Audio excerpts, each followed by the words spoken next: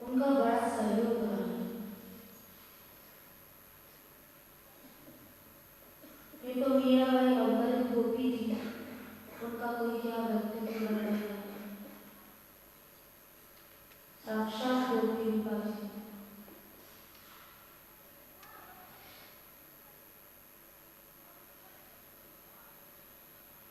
कुसुमबाई जी कल यहाँ पर कथा हुई थी।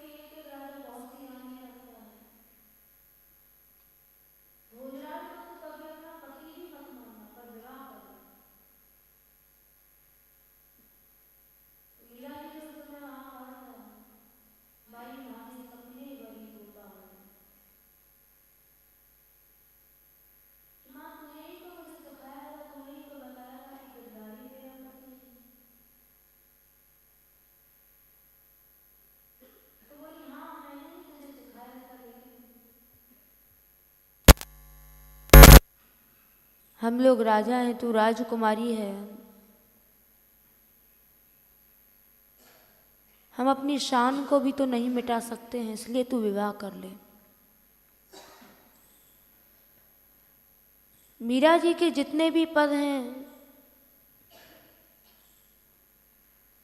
उन सभी पदों में जो जो घटनाएं उनके साथ हुई उनको उन्होंने गाया। उनके सब पदों में बड़ा विरह है, बड़ा दर्द है, उनके हृदय की टीस है। दिन रात गाया करती थी, तेरे कारण सब सुख छोड़या। गिरधारी को अपना दुख सुनाती थी, अब तुम क्यों तरसाओ हो रे, कि तेरे कारण ये सब कुछ हो रहा है और फिर भी तू नहीं आता है।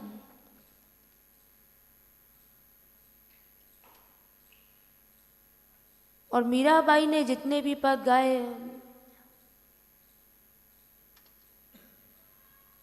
क्योंकि विरह व्यथा कासों कहूँ सजनी है, उनकी जो व्यथा थी, जो विरह था, जो दर्द था, वो अपना गिरधारी को ही वो सुनाया करती थी। विरह व्यथा लागी और अंतर।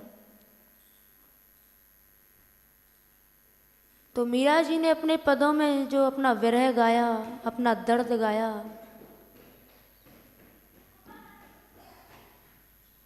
वो क्यों गाया?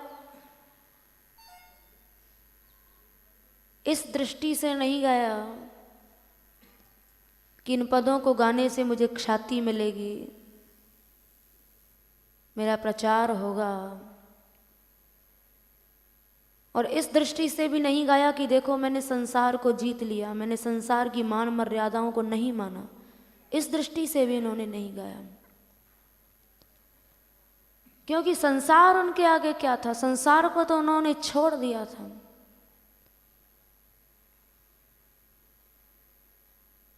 पाइन घुंघरू बांध के हाथन ले करताल, देखत ही हरीसों मिली तृण सम तज संसार। संसार को तो उन्होंने तिनके की तरह छोड़ दिया था। फिर जिस चीज को छोड़ दिया, जिस संसार से कोई मतलब नहीं रखा, जिस संसार को छोड़ दिया, फिर उन्हीं संसारियों को वो भला अपनी क्या ख्याति दिखाती हैं या क्या उनको अपनी विजय दिखाती हैं। मीरा जी ने तो स्पष्ट कह दिया था अपने पदों में कि संसार की कोई भी शक्ति नहीं है जो मुझे रोक सके। तभी तो नाभाजी ने कहा निरअंकुश अति निडर। इतनी निर्भीकता थी कि कभी किसी का शासन, किसी का अंकुश नहीं माना। तभी तो कहा, मीरा जी ने अपने एक पद में लिखा,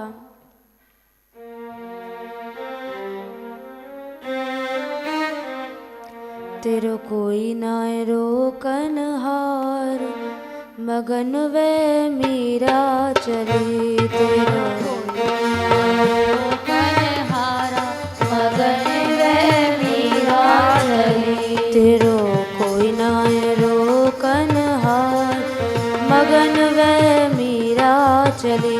तेरो कोई ना रोकन हार, मगन वे मीरा चली।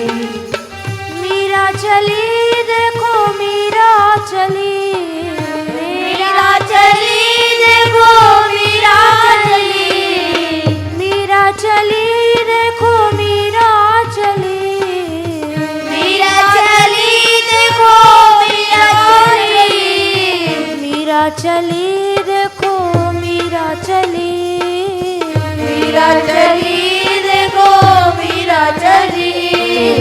कोई ना रोकन हार, मगन वे मीरा चली। कोई ना रोकन हार, मगन वे मीरा चली। मीरा जी के जो शब्द हैं, उन शब्दों से पता लगता है कि उनके अंदर कैसा शौर्य था, कैसी वीरता थी। उनकी वीरता को कोई स्त्री तो क्या पाएगी, सैकड़ों सैकड़ों पुरुष भी उनकी वीरता को नहीं पा सकते हैं, क्योंकि संसार को किस तरह से छोड़ा, देह की जितनी परिस्थितियां हैं, देह के जितने धर्म हैं, उनको उन्होंने किस तरह से छोड़ा, वो सब उन्होंने अपने पदों में लिखा है। मान अपमान दो उधर पट के, मान अपमान दो उधर पट के, मान अपमान दो उधर पट के, मान अपमान दो उधर पट के। निकसियों ज्ञान गली मगन वे मीरा चली। मैं तो निकसियों ज्ञान गली मगन वे मीरा चली। मेरो कोई ना रोकन हार मगन वे मीरा चली। मेरो कोई ना रोकन हार मगन वे मीरा चली। सच्चा साधक जो है, सच्चे साधक की पहचान है कि देह की जितनी भी परिस्थितियां हैं उनको वो छोड़ कर चलता है। जो भगवान ने श्रीमद् गीता जी में भी कई जगह कहा, तुल्य निंदा स्तुतिर मौनी संतुष्टो ये न केनचित् अनिकेतः स्थिर मत्र भक्तिमान में समे प्रिय। कि जिसके लिए हर परिस्थिति समत्व बन जाए, निंदा है, स्तुति है, मान है, अपमान है, वही इस मार्ग पर चल सकता है और वही सच्चा साधक है। एक जगह नहीं, कई जगह का सम दुख सुख स्वस्थ समलोष्टाश्म कांचना तुल्य प्रिया प्रियो धीर तुल्य निंदा आत्म संस्तुति, कई जगह का। और भगवान ने ये भी कह दिया कि जो इस समत्व से चलता है, जिसके अंदर ये समत्व योग है, वही मेरा सबसे अधिक प्रिय है। लेकिन ये साहस कि संसार की मान मर्यादाओं को, निंदा स्तुति को, अपमान को, तिरस्कार को सहने का जो साहस है, वो केवल मीरा जी के अंदर था। इसलिए उन्होंने कहा कि मुझे संसार में रोकने की कोई शक्ति ऐसी नहीं है जो मुझे संसार में रोक दे। और इस बात को लेकर, इसी सिद्धांत पर मीरा जी चली, मगन होकर चली। क्योंकि मगन होकर वही चल सकता है जिसके अंदर ये सब व्यथाएं नहीं हैं। जब तक अपमान का, तिरस्कार का जरा भी भय है, जरा भी परवाह है, तब तक अध्यात्म में प्रवेश हो ही सकता है। इसलिए उन्होंने कहा, मान अपमान दो उधर पट के, मान अपमान दो उधर पट के। निकसियों ज्ञान गली चली। मैं तो निकसियों ज्ञान गली मगन वे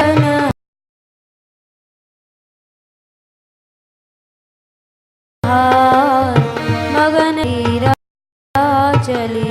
मेरो कोई ना रोकन हार मगन वे मीरा चली। मीरा चली, देखो मीरा चली। मीरा चली, देखो मीरा चली। मीरा चली, देखो मीरा चली। मीरा चली, देखो मीरा चली। तेरो कोई न रोकन हार मगन वे मीरा चली। ओ तेरो नय रोकन हार मगन वे मीरा चली।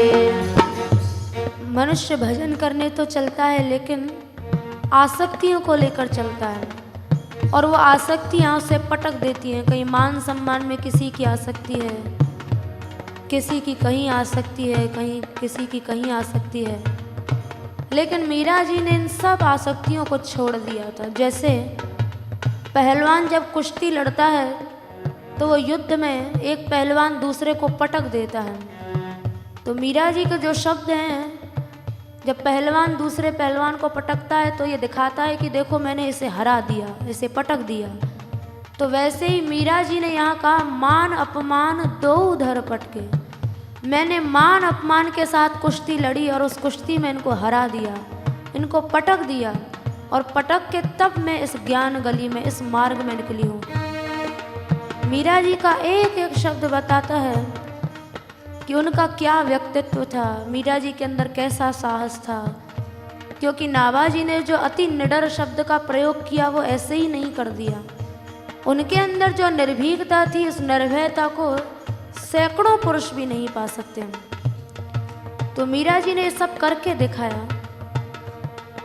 और इस जो बात मीरा जी ने कही वही बात गोपियों ने भी कही। गोपियों ने, क्योंकि नाभाजी ने जो कहा सदृश गोपिका प्रेम प्रगट कलि युग ही दिखायो, जो गोपियों ने करके दिखाया वही मीरा जी ने करके दिखाया। क्योंकि गोपी रूपा थी, अवतरित गोपी थी। द्वापर का गोपी प्रेम मीरा जी ने कलयुग में प्रकट करके दिखाया। गोपियों ने जो प्रणय गीत है, जिस प्रणय गीत में प्रेम तत्व का निरूपण हुआ है, ये तो भागवत जी में अनेकों गीत हैं। जैसे दशम स्कंद के 90 अध्याय में महिषी गीत है, पिंगला ने भी एक गीत गाया है, भिक्षुक गीत भी है। लेकिन श्रृंगार रस के जो गीत हैं जो गोपियों ने गाए वो 5 गीत हैं,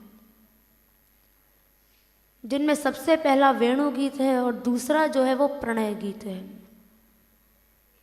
जो रास पंचाध्यायी के पहले ही अध्याय में, दशम स्कंद 29वें अध्याय में 31वें श्लोक से वो प्रणय गीत प्रारंभ होता है। वहां उस प्रणय गीत में गोपियों ने कहा, उस प्रणय गीत से पहले ठाकुर जी ने गोपियों को स्त्री धर्म के बारे में बताया कि एक नारी का, एक सती स्त्री का क्या धर्म होता है। लेकिन गोपियों ने प्रणय गीत में ऐसी बात कह दी, गोपियों ने कहा कि हे प्रभु, तुमने जितनी भी बातें कही वो ठीक हैं, लेकिन वो प्रेम शास्त्र के अनुसार नहीं है। ये स्त्री धर्म, सती धर्म, इन सबसे बहुत आगे की चीज है प्रेम। तो वहां गोपियों ने पहले श्लोक में कहा, मैवम विभोरहति भगवान गदितुम नृशंसम। हे कृष्ण, हम जानती हैं तुम विभु हो, तुम भगवान हो, लेकिन तुमने जो वाणी बोली अभी अभी, जो तुमने कहा, ये बड़ी नृशंस, बड़ी कठोर वाणी तुमने बोली है, जो कि तुम्हें नहीं बोलनी चाहिए। क्यों नहीं बोलनी चाहिए? तो गोपियां कहती हैं, कृष्ण तुम हमें समझ नहीं पाए, तुम पहले हमें समझो हम कौन हैं। गोपियों ने वहां स्वयं अपना परिचय दिया। कहती हैं, संत्यज्य सर्व विषयान तव पादमूलम। संसार के जितने भी विषय हैं उन सब को छोड़कर हम तुम्हारी शरण में आए हैं। जब सच्चाई से त्याग होता है तो उस त्याग में पूर्ण अधिकार भी होता है। वहां गोपियों ने कृष्ण को अधिकारपूर्ण दृष्टि से डांट दिया। कहती है, दुर्वग्रह, तुम बड़े हठी हो और नृशंस, ऐसी कठोर वाणी बोलते हो। क्योंकि गोपियों की बात भी सही थी, भगवान की प्रतिज्ञा है, ये यथा माम प्रपद्यन्ते तांस तथैव भजाम्यहम्, मम वर्तमानु वर्तन्ते मनुष्याः पार्थ सर्वशः। भगवान की यह प्रतिज्ञा है कि जो मनुष्य मुझे जिस भाव से भावित होकर मेरा भजन करता है, मैं भी उसी भाव से भावित होकर उसका भजन करता हूं। तो गोपियां कहती हैं, दुर्वग्रह मा त्यजास्मान, तुमने जो कठोर वाणी बोली क्योंकि तुम बहुत हठी हो, लेकिन मा त्यजास्मान, हमें छोड़ो मत, हमारा परित्याग मत करो। देवो यथादि पुरुषो भजते मुमुक्षु, ये सनातन नियम चला आया है कि तुम अपने भक्तों का सदा से भजन करते आए हो। तो जब तुम्हारे लिए हमने सर्व त्याग कर दिया तो क्या हम तुम्हारी भक्त नहीं हैं? और यदि हैं तो फिर हमारा भजन करो, हमें छोड़ते क्यों हो?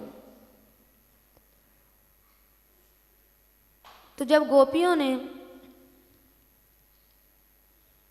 ये जो बात कही प्रणय गीत का जो पहला श्लोक है, ये पूरा का पूरा श्लोक मीरा जी के इस पद से घटित होता है, जो मीरा जी ने कहा, तेरो कोई ना रोकन हार, मगन वह मीरा चली। क्योंकि गोपियों ने भी संत्यज्य सर्व विषयान, विषय में सब कुछ आ जाता है। गोपियों ने भी सब श्रृंखलाओं को, मान मर्यादाओं की, विषय भोगों की, सबको तोड़ दिया था। तब पाद मूलम, उन सबको छोड़ने के बाद तब गोपियों ने कृष्ण की शरण ली थी।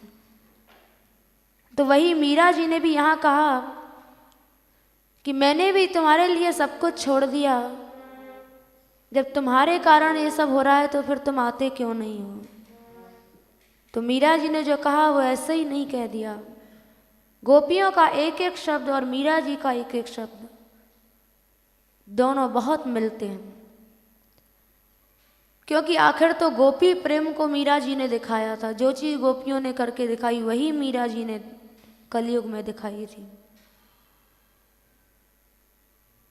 तो मीरा जी ने कहा, मान अपमान दो धर पटके, निकसी हूं ज्ञान गली। ये जो मार्ग है इसमें प्रवेश ही तब होगा जब ये सब चीज छोड़ दी जाएंगी। और जब तक इन सब चीजों का परित्याग नहीं होगा तब तक निश्चित है कि इस मार्ग पर चल भी दिए तो भी नृणाम जन्म शास्त्रेण है, जो भगवान ने कहा गीता जी में। चलते तो बहुत हैं, लेकिन हजारों जन्म लग जाते हैं, लेकिन अपने लक्ष्य को कोई कोई प्राप्त कर पाता है। हजारों जन्म लग जाते हैं। घर भी छोड़ दिया, साधु भी बन गए, लेकिन जरा भी विषयों में मन है, भोगों में की तृष्णा है, तो साधु बनने के बाद भी पैसा इकट्ठा करेंगे, अपनी वासनाओं की पूर्ति की चेष्टा में लगे रहेंगे।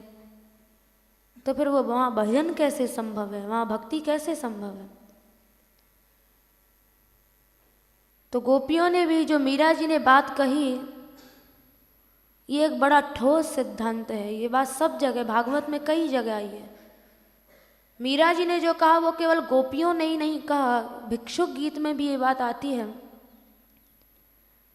11वें स्कंद के 23वें अध्याय में भिक्षुक गीत आता है। वहाँ भिक्षुक गीत में जो भिक्षुक गीत का सार है,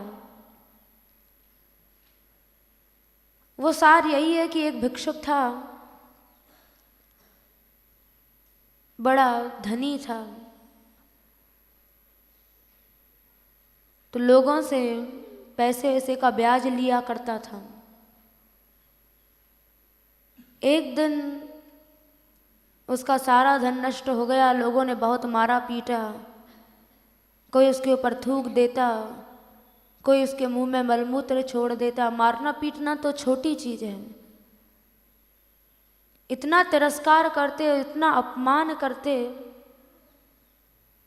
लेकिन उस अपमान में भी उस भिक्षुक ने केवल यही कहा कि नूनम में भगवान स्तुष्टः सर्वदेव मयो हरि। उसने एक ही बात कही कि आज मेरे ऊपर भगवान की सबसे बड़ी कृपा हुई है। कोई कहेगा ये कौन सी कृपा है कि लोग थूक रहे हैं, कोई विष्ठा मूत्र कर रहा है, कोई मार रहा है, कोई अपमान कर रहा है, कोई पात्र छीन लेता है, कोई बांध देता है, तो ये कौन सी कृपा है भगवान की। लेकिन उसने कहा नहीं, नूनम में भगवान स्तुष्टः सर्वदेव मयो हरि। सभी देवताओं के जो देव हैं उन भगवान श्री कृष्ण की आज मेरे ऊपर सच्ची कृपा हुई है। ये न नीतो दशा में माम निर्वेदश्चात्मनोप्लवः।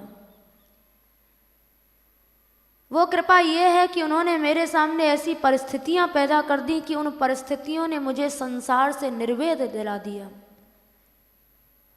इन परिस्थितियों ने मुझे संसार से सदा के लिए मुक्त कर दिया, मुझे छुटकारा दे दिया।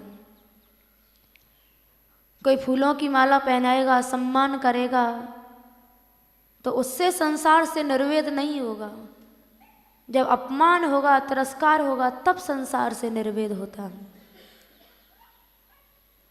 तो उस भिक्षुक ने कहा कि आज मेरे ऊपर सबसे बड़ी भगवान की कृपा हुई कि उसने मेरे सामने ऐसी परिस्थितियां पैदा कर दी कि उन परिस्थितियों ने मुझे वैराग्य दिला दिया, मुझे संसार से निर्वेद दिला दिया।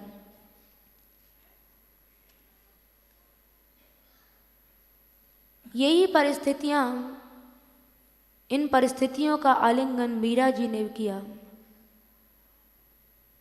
हर परिस्थिति में समत्व से रही। समत्वम योग उच्यते, सबसे बड़ा योग उन्होंने अपनाया, समत्व योग। और यही सारे भिक्षुक गीत का भी सार है। भिक्षुक गीत के अलावा भी भगवान कपिल देव ने भी यही बात कही कि तुम चल तो दियो हो भजन करने के लिए, घर भी छोड़ दिया, सब कुछ छोड़ दिया, लेकिन इस अध्यात्म में तुम्हारा प्रवेश कब होगा? वहाँ भगवान कपिल देव ने माता देवहूति जी को बताया।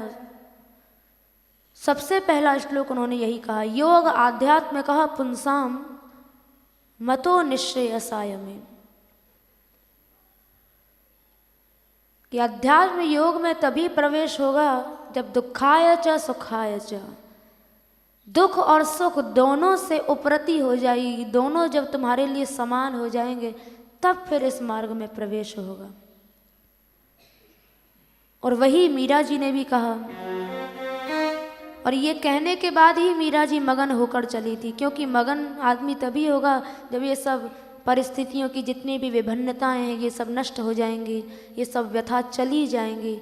और जब ये चली जाएंगी तो फिर संसार की कोई शक्ति उसे नहीं रोक सकती है।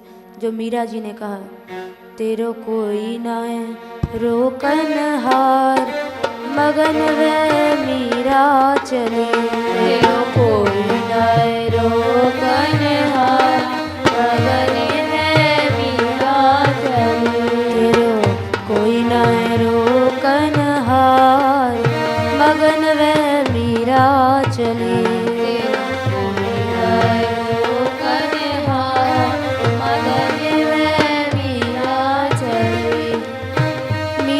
चली देखो मीरा चली, मीरा चली देखो मीरा चली, मीरा चली देखो मीरा चली, मीरा चली देखो मीरा चली। कोई ना रोकन हार, मगन वे मीरा चली। तेरो कोई ना रोकन हार, मगन वे मीरा चली। मान अपमान दो उधर पटके, मान अभिमान दो उधर पटके, मान अपमान दो उधर पटके। मान अभिमान दो उधर पटके। निकसी हूँ ज्ञान गली, मगन वे मीरा चली। मैं तो निकसी हूँ ज्ञान गली, मगन वे मीरा चली। तेरो कोई ना रोकन हार, मगन वे मीरा चली। तेरो कोई ना रोकन हार,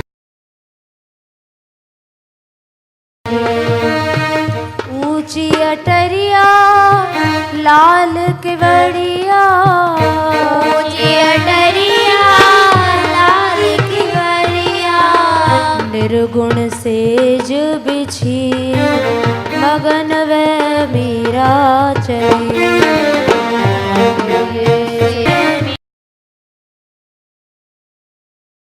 मीरा चली।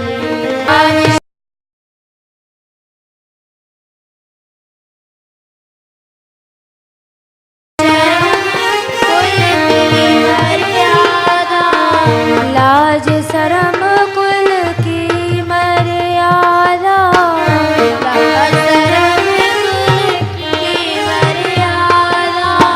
सिर से दूर करी, मगन वे मीरा चली।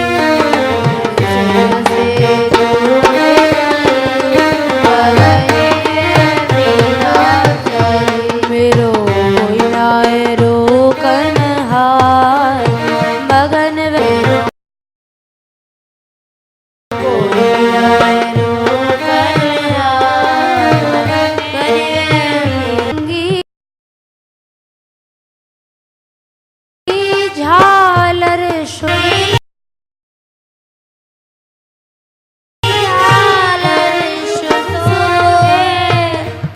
फूलन फलन कली मगन में मीरा चली। फूलन फलन कली मगन में मीरा चली। मीरा चली देखो मीरा चली। मीरा चली देखो मीरा चली। मीरा चली देखो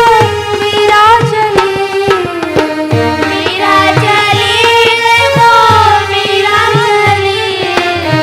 मीरा चली देखो मीरा चली।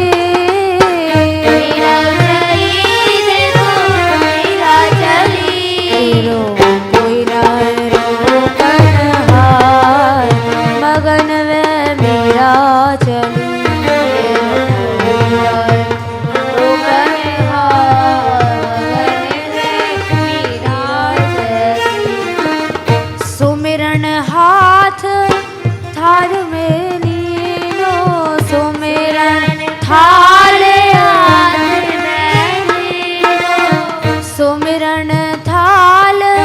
हाथ में लीनो।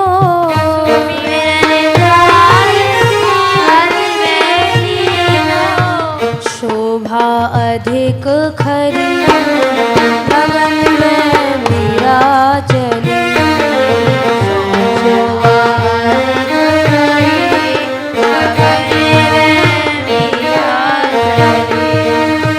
सेज सुषुम्ना मीरा सोहे।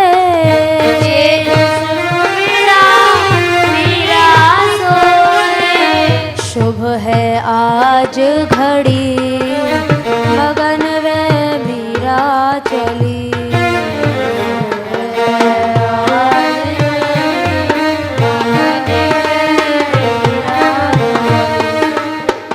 तुम जाओ राणा घर अपने।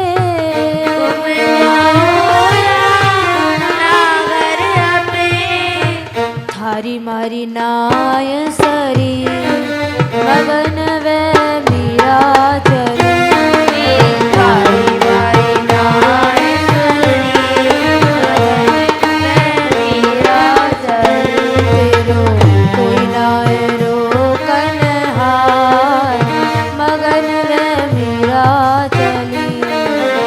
कोई नाय रोकन हार मगन में मीरा चली। तो मीरा जी ने जो अपने पदों में लिखा वो सब उन्होंने करके दिखाया। उनके साथ वो सब घटनाएं घटी। मान अपमान दो धर पटके निकसी हूँ ज्ञान गली। सब कुछ छोड़कर तब इस मार्ग में आई। जब तक मनुष्य वासनाओं को खत्म नहीं करता है, ऐषणाओं को खत्म नहीं करता है, चाहे वो मान सम्मान की ऐषणा है, चाहे भोग की है, जो 3 ऐषणाएं बताई हैं, लोकैषणा, दारैषणा और वित्तैषणा। जब तक इन तीनों ऐषणाओं को मनुष्य नहीं छोड़ता है तब तक इस मार्ग का वो अनुसरण नहीं कर सकता। मीरा जी ने इन सभी ऐषणाओं को छोड़ दिया था। जैसे गोपियों ने छोड़ा संत्यज्य सर्वेश्याम, वैसे ही मीरा जी ने वो सब छोड़ कर दिखाया। क्योंकि जब तक ये सब ऐषणाएं हैं तब तक निश्चित है कृष्ण प्रेम नहीं मिल सकता है। जो बिहारिन देव जी ने कहा, प्रेम खान पान सुख चाहे अपने, प्रेम पदार्थ छुए न सपने। जब तक ऐषणाएं हैं तब तक इस मार्ग पर नहीं आ सकते। भगवान ने भी गीता जी में कई जगह कहा, ततः पदम तत्परिमार्गितव्यम। परिमार्गण कहते हैं खोजने को। ठाकुर जी ने कहा कि तुम मुझे खोजने तभी चलना जब असंग शस्त्रेण दृढ़ेन छित्वा, जब असंगता की दृढ़ तलवार से इन सब आसक्तियों को, कामनाओं को काट डालो, तब फिर मेरी शरण की ओर चलना। सूरदास जी ने भी पद में कहा, काम क्रोध विषाद तृष्णा सकल जारी बहाव, हरि की शरण में तू आव। उनकी शरण में तो चल दिए, लेकिन जब तक ये सब चीजें हैं, काम क्रोध विषाद तृष्णा, तृष्णा जब तक है, प्यास जब तक है, तब तक मेरी शरण में तुम चल भी दिए हो, लेकिन चल नहीं पाओगे। यहाँ आकर भी अपने विषयों की पूर्ति की चेष्टा करोगे, कामनाओं की पूर्ति की चेष्टा करोगे। इसलिए मेरी शरण में आने से पहले सकल जारी बहाव, ये जितनी भी चीजें हैं, ऐषणा है, तृष्णा है, विषाद है, काम है, क्रोध है, इनको जलाकर इनकी राख भी मत बचने देना, राख को भी बहा देना, तब मेरे इस मार्ग पर चलना। भगवान ने भी अर्जुन को गीता जी में कहा, जही शत्रुम महाबाहो काम रूपम दुरासदम, कि मनुष्य का यदि कोई सबसे बड़ा शत्रु है तो वो एक कामना ही है। सबसे पहले इसे मार, तब फिर तू इस मार्ग पर चल पाएगा। तो कृष्ण परिमार्जन तभी होगा, उनका परिमार्गण तभी होगा जब हम विषयों के परिमार्गण से मुक्त हो जाएंगे, विषयों को ढूंढना, विषयों की प्यास को बुझाना छोड़ देंगे। तो मीरा जी ने जो कहा अपने पदों में, वो सब करके दिखाया। उनका बड़ा विचित्र सिद्धांत था। कुसुम बाई जी की मरणासन्न स्थिति हो गई, बोली बेटी तू एक काम कर, केवल विवाह कर ले। मीरा जी ने उस रास्ते को अपनी ओर से कभी नहीं अपनाया, लेकिन माँ ने हठ करके उनकी सगाई करा दी। लेकिन सगाई भी हो गई, विवाह भी हो गया, लेकिन विवाह की कोई भी मर्यादा मीरा को बांध नहीं पाई। क्योंकि जब मीरा जी ने अपने घर में माता पिता का ही शासन, उनका ही अंकुश नहीं माना, जबकि वो तो बड़े भक्त थे, तो वहां ससुराल में जाकर उनका बंधन वो कैसे स्वीकार कर सकती थी। विवाह का कोई भी बंधन, कोई भी मर्यादा उनको बांध नहीं पाई। प्रियादास जी लिखते हैं कि मेड़ तो जन्म भूमि झूमी हित नैन लगे। मेड़ तो उनकी जो जन्म भूमि थी, बाल्यकाल से ही, बचपन से ही उनके जो नेत्र थे वो कृष्ण से लड़ गए थे। गिरधारी लाल को ही उन्होंने अपना बाल्यकाल से पति मान लिया था। पगे गिरधारी लाल पिता ही के धाम में, अपने पिया से ही उनको कृष्ण भक्ति मिल गई थी, वहीं से कृष्ण प्रेम की प्राप्ति हो गई थी। लेकिन माँ के हट के कारण राणा के सगाई भई, करी ब्याह सामा नहीं। माँ ने बहुत आग्रह किया, बहुत हठ किया, तो उस हट के कारण जब विवाह की तैयारियां होने लगी, तो विवाह की तैयारियां तो बड़े जोर शोर से होती हैं, जगह जगह से सामान इकट्ठा किया जाता है। दोनों पक्षों में बड़े जोर शोर से तैयारियां होने लगी, ढेर का ढेर सामान आने लगा। राणा के सगाई भई, करी ब्याह सामा नहीं, गई मती बूढ़ी वाह रंगीले घन श्याम में। लेकिन मीरा जी की जो स्थिति थी वो और बड़ी विचित्र होती जा रही है। विवाह के पहले ही दोनों पक्षों को, चाहे लड़का हो लड़की हो, मन में बड़ी प्रसन्नता रहती है। एक दूसरे के बारे में सोचते हैं। पति सोचेगा मेरी जीवन संगिनी कैसे होगी, स्त्री सोचेगी मेरा जीवन संगी कैसा होगा। लेकिन मीरा जी ने क्या सोचा, गई मती बूढ़ी व रंगीले घनश्याम में। उनकी जो बुद्धि है, दिन रात सामा नहीं, ब्याह की तैयारियां हो रही हैं, और मीरा जी की बुद्धि दिन रात उतनी ही रंगीले घनश्याम में श्री कृष्ण की ओर लग रही है। उनके अंदर ये प्राकृत भाव आया ही नहीं कि मेरा विवाह होगा किसी सांसारिक पुरुष के साथ। उसके बाद भावरे परत मन सांवरे स्वरूप मांझ, जब विवाह का समय आया, भांवरे पड़ते हैं विवाह में, जब भांवरे पड़ने को हुए तो भांवरे के समय भी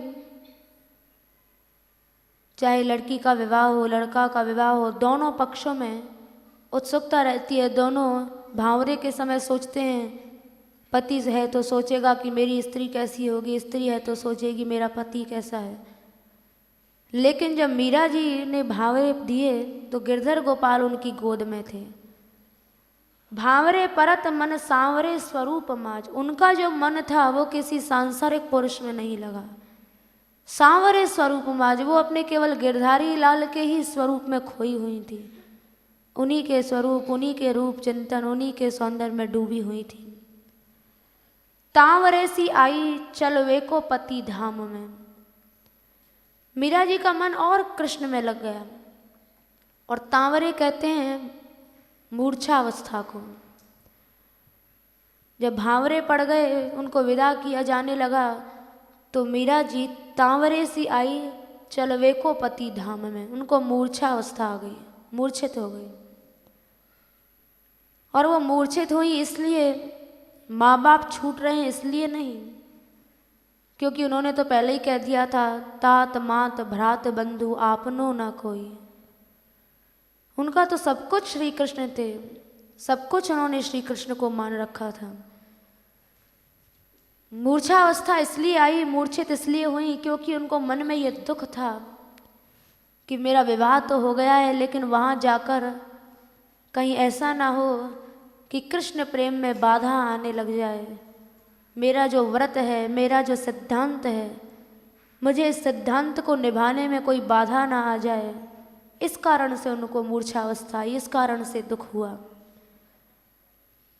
भांवरे परत मन सांवरे स्वरूप माज, तांवरे सी आई चलवे को पति ग्राम में। पूछे पिता माता पट आभरण लीजिए जो। जब मीरा जी मूर्छित हो गई तो माँ बाप बड़े घबरा गए।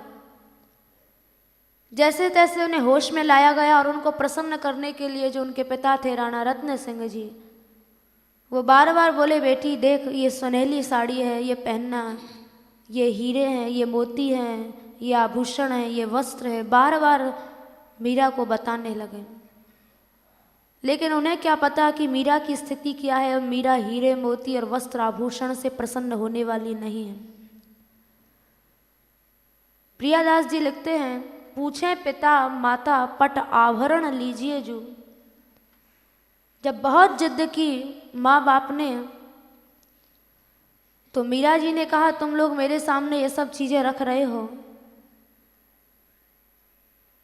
तो मीरा जी बोली, देव गिरधारी लाल जो निहाल कियो चाहो, कि तुम मेरे सामने ऐसी चीजों को रख रहे हो जिनका मेरे से कोई मतलब ही नहीं है, जिनको जीवन भर मैं कभी ग्रहण नहीं करूंगी। तो मीरा जी ने कहा कि यदि तुम मुझे प्रसन्न करना चाहते हो तो मेरी प्रसन्नता के लिए देव गिरधारी लाल जो निहाल कियो चाहो, यदि मुझे प्रसन्न करना चाहते हो तो मेरे गिरधारी लाल को मुझे दे दो। बस इतना सुनते ही उनके माता पिता थे वो सब समझ गए कि इसकी मूर्छा अवस्था का कारण कोई और नहीं था, यही था। क्योंकि मीरा जी ने अपने पदों में स्वयं गाया है कि जब भांवर पड़ रही थी तो उन्होंने गिरधर लाल को अपनी गोद में लिया था, और उनका तो यही भाव था कि गिरधारी के साथ मेरा विवाह हो रहा है। सांसारिक पुरुष को तो उन्होंने कभी वर्ण किया ही नहीं, कभी स्वीकार नहीं किया। जो उनका सिद्धांत था, जो उनका व्रत था, वो उन्होंने आखिरी समय तक निभाया और निभा कर दिखाया। तो जैसे ही मीरा जी ने देव गिरधारी लाल कहा तो उनकी जो माँ थी समझ गई, क्योंकि जानती थी कि बचपन से ही मीरा को गिरधर लाल से बड़ा प्रेम है। ये उसके बिना ससुराल में भी जीवित नहीं रह पाएगी, उसके बिना ये नहीं जाएगी। तो उसी समय उनकी जो माँ थी, बेटी अति प्यारी प्रीति रंग चढ़ो भारी, मीरा जी ने जितने भी वहाँ सामान रखे हुए थे विवाह के, वो सब कहा इनको यहाँ से ले जाओ, ये सब मेरे काम की चीज़ें नहीं हैं, केवल गिरधारी को मेरे को दो यदि मुझे प्रसन्न करना चाहते हो तो। कुसुमबाई जी की बड़ी लाडली बेटी थी मीरा, वो बड़ा प्रेम करती थी और कभी भी उन्होंने मीरा जी को सत्संग करने से, भगवत भक्ति करने से कभी नहीं रोका टोका और बल्कि उनकी सहायता ही की। जैसा कि महात्मा लोग भी कहते हैं कि मीरा जी का जो व्यक्तित्व था, उस व्यक्तित्व के निर्माण में उनकी माँ का बड़ा योगदान था। उनकी माँ ने उनको बड़ी सहायता दी थी।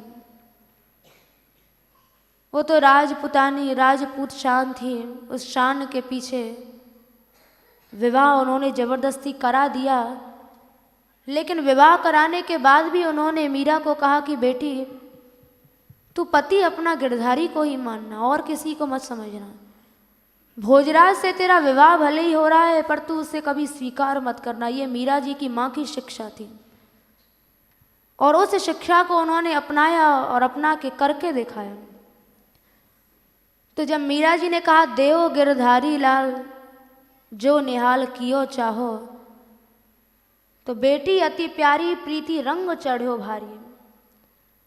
कुसुमबाई की बड़ी लाडली बेटी थी। उसी समय कुसुमबाई जी जो थी दौड़ कर गई और दौड़कर जो गिरधर लाल का विग्रह था वो श्री विग्रह को लेकर आई। रोए मिली मह तारी कह लीजिए लड़ाए के। और कुसुमबाई ने उनको जाते जाते भी यही शिक्षा दी कि बेटी यही तेरा पति है और कह लीजिए लड़ाए के। तू जीवन भर इसी को लाड़ लड़ाना और संसारिक पति को अपना पति मत समझना। तो मीरा जी को जब कुसुमबाई जी ने ये कहा तो उनको बड़ी प्रसन्नता हुई कि मेरी माँ मुझे ऐसी शिक्षा दे रही है। उन्होंने गिरधारी के विग्रह को अपने हृदय से लगा लिया, हृदय से लगाकर रोने लगी। उसके बाद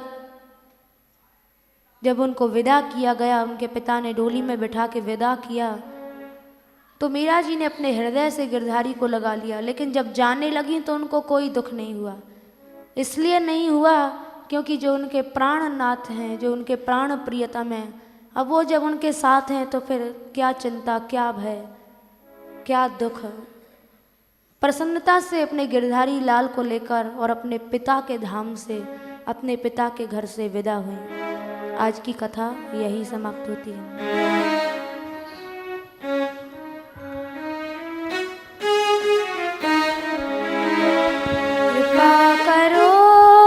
कृपा करो राधा रानी, कृपा करो, कृपा करो, कृपा करो राधा रानी, कृपा करो, कृपा करो, कृपा करो राधा रानी,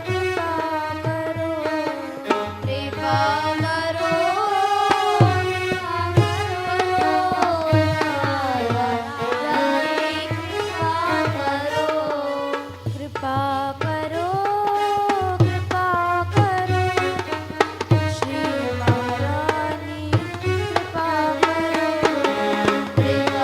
करो, कृपा करो। श्री